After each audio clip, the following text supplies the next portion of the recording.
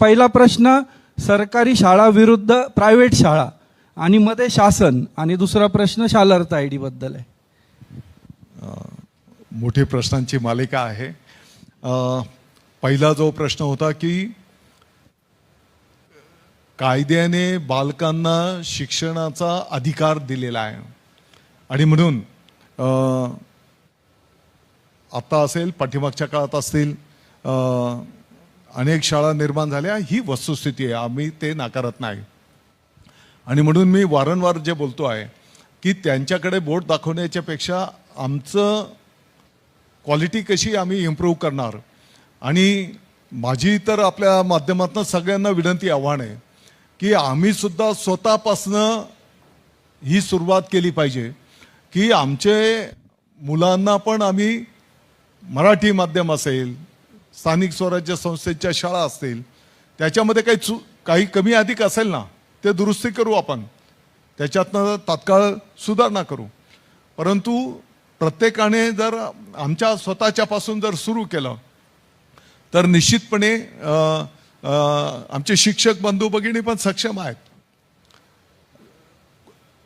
एक quality education. आता इथं बसलेल्यांपैकी मी तुम्हाला खात्रीने सांगू शकतो 90% लोक हे स्थानिक स्वराज्य संस्थेमधूनच आलेले असतील.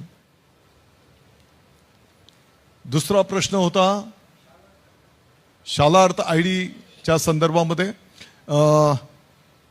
निश्चितपणे आता जी काही पवित्र पोर्टलद्वारे 2012-13च्या नंतर या संदर्भातले जे काही निर्णय झालेले आहेत, तर होणारी शिक्षक भरती ही पवित्र पोर्टलद्वारे होते आहे.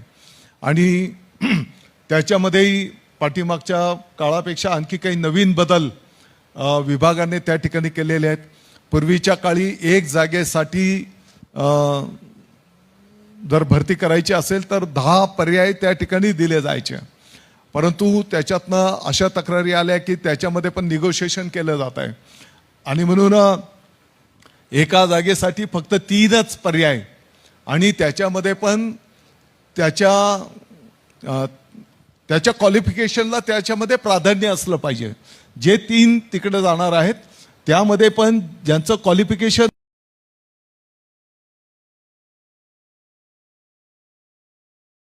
तात्पर्य की क्वालिटीला यापुढे प्राधान्य दिलं जाईल.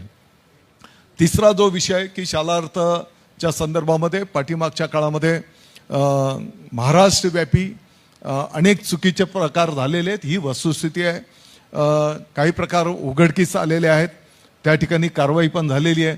आणि संपूर्ण राज्यव्यापी या संदर्भामध्ये एक SIT गठीत करण्यात आलेली आहे. मला वाटतं की लवकरच त्या SITचा अहवाल शासनाला सादर होईल.